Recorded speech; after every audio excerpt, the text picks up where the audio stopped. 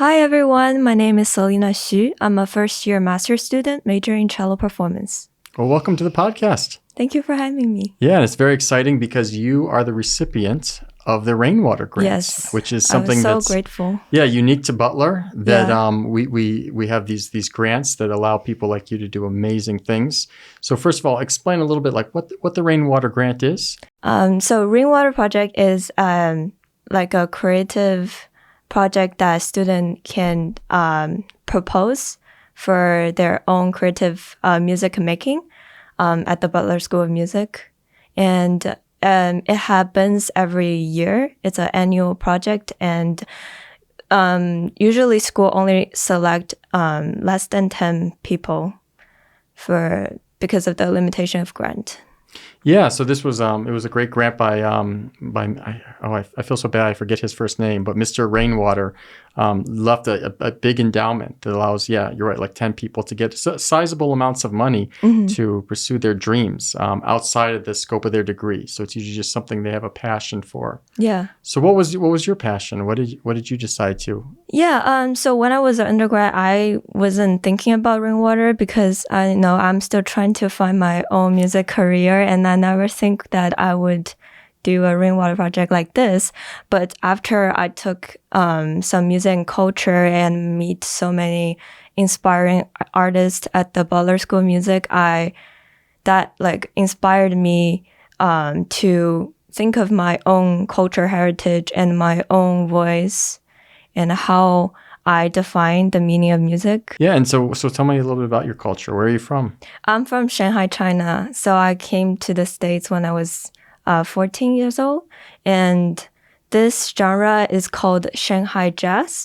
It's it's usually people call it songs of the era because it to describe a hybrid music genre that emerges in Shanghai, China in the late 1920s. The genre combines both Western music, including American jazz, Hollywood film music soundtracks, and with traditional Chinese folk music, which is very, very unique. But because of the Cultural Revolution that happened around 1949, that the music was banned. And after just that generation, like the music is dying away, and a lot of people even haven't heard from it. Okay, so this type of music was really popular in Shanghai until like 1949, and then it was banned. When was it allowed again? I think it was finally when Chinese opened up to Western trade, and it was very, very late, around 1980s, that they loosened up the limitation for music expression, because there was that the Chinese was still just open their port after the Treaty of Nanjing Treaty, and back then during Qing Dynasty was still very feudal and very restrict. So after they opened the port, and a lot of people from everywhere in the world came to Shanghai. So it's a city of a mix of culture. And then that's how the music was born at that period. So talk a little bit about Shanghai, because it's kind of like the New York or Los Angeles of China in a ways. So you have lots of different, kind of cultures coming together. What was it like growing up there? I think it was just there's lots of nightclubs and dance hall that it's more towards Western colonial people, because they're doing most of the business there. And that's how also Chinese people started to learn from Western music. And Li Jinghui, who is the father of Chinese popular music, actually was the pioneer to compose the Chinese popular music that we know now. And a lot of composers later who actually got inspired by him.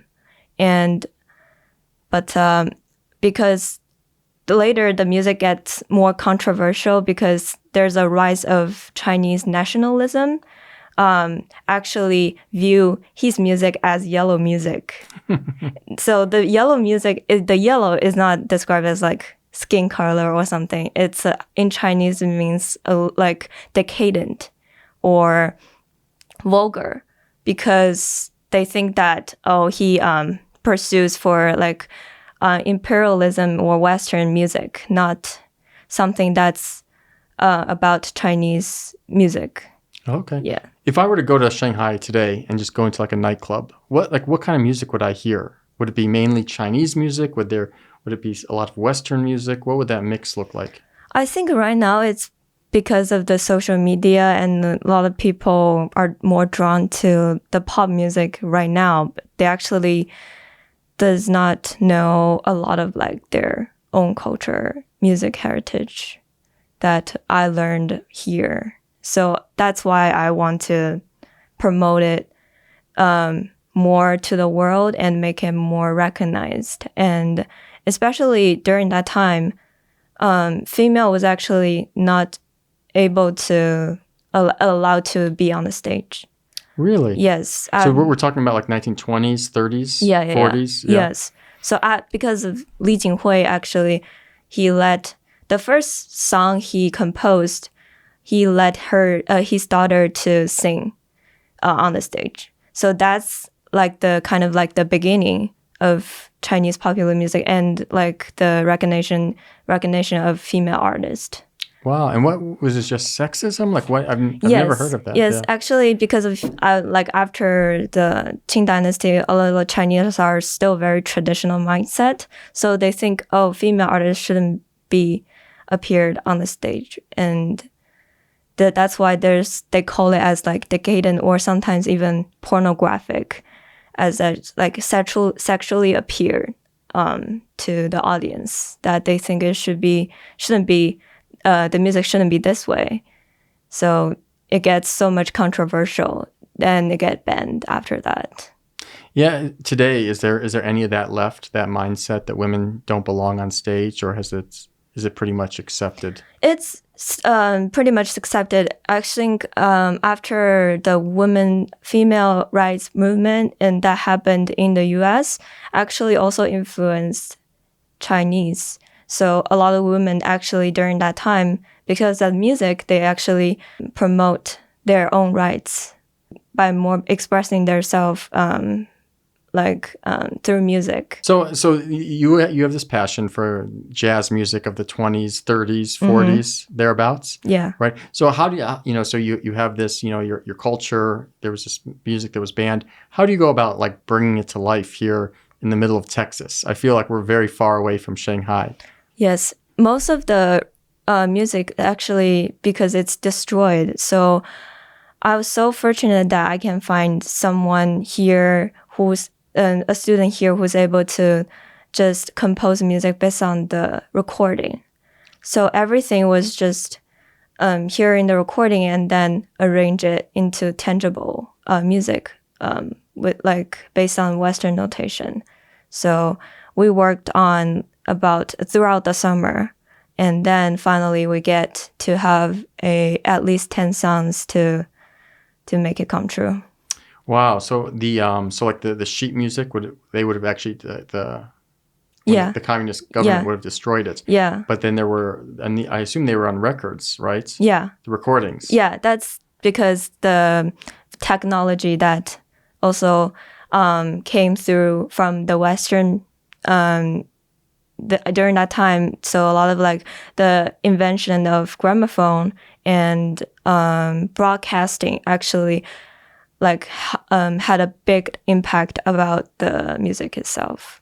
Wow. So then someone had to listen to it and then like transcribe it, I guess, for whatever instrumentation you were going to have. Mm-hmm. So tell me about some of the songs you found. Do any stick out as like just amazing songs? Yeah, it's actually like there's a lot of like Chinese tune, but it also is based on like a Western instrumentation. So it kind of has like both kind of taste just in the music. And I think that's why I want the audience maybe try to emerge with the music, and I'm just also curious how the audience would react to the music. Yeah, this will probably be the first time people have heard this music in a long, like going on almost 100 years. For some of it, 100 years. So what does the instrumentation look like?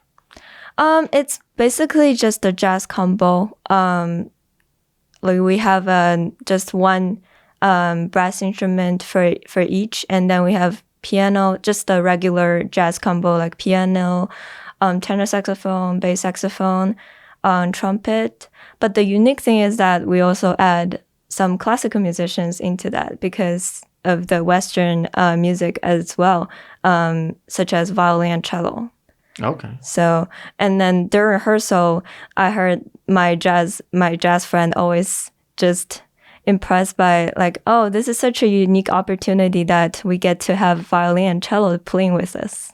Yeah. Now, would that have been back then? Would they have had a violin and a cello back in 1920s Shanghai?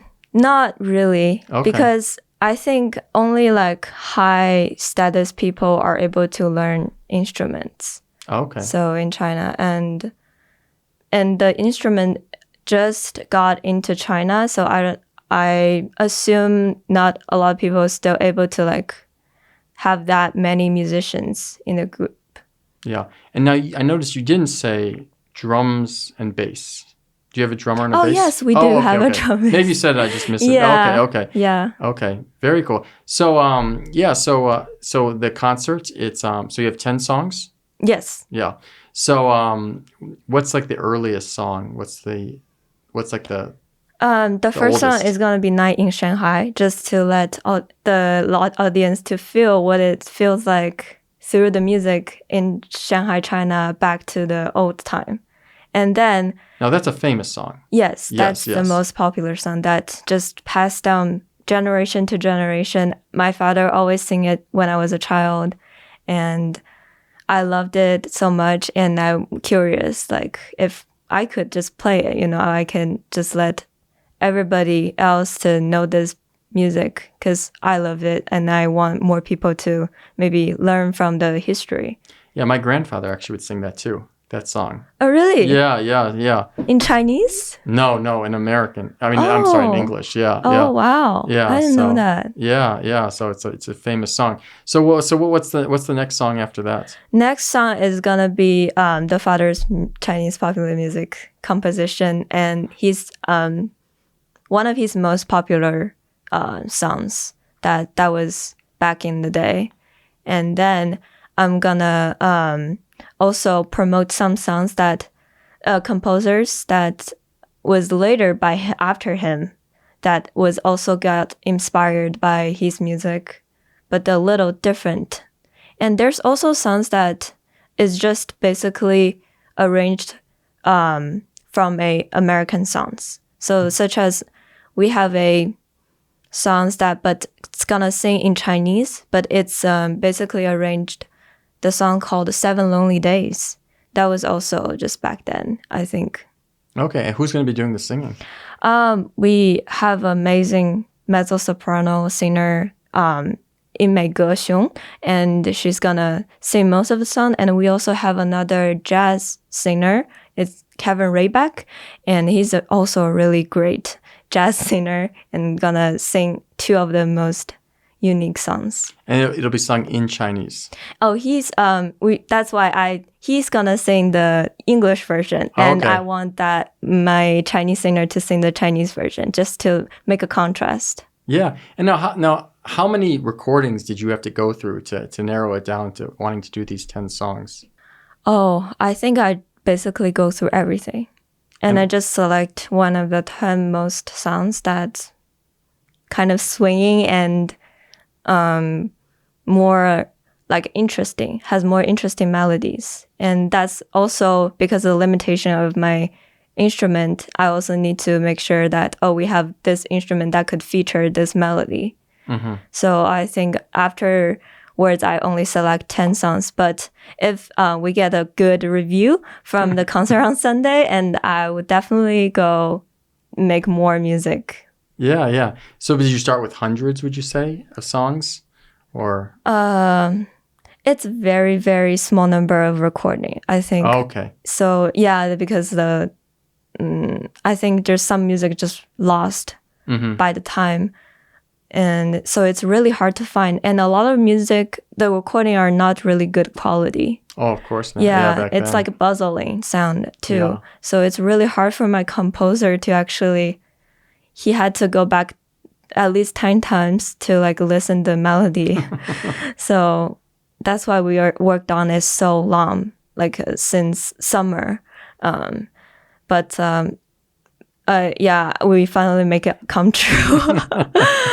Yeah. Yeah. So back then in Shanghai, because Shanghai, I mean, and I think back then in like the 20s and 30s, it was like an international port, right? Like the commerce from all over the world was going through there. Would they have incorporated traditional Chinese instruments or instruments from India, or was it pretty much just Western instruments? I think it's pretty much Western music, because I think Western music is much more advanced at that time, and a lot of technology is actually from the Western. So I think people is actually just take it as like the goal of music. They actually still trying to find, didn't know like maybe there's a diverse music. They still thinking that Western music is like the top hierarchy of music.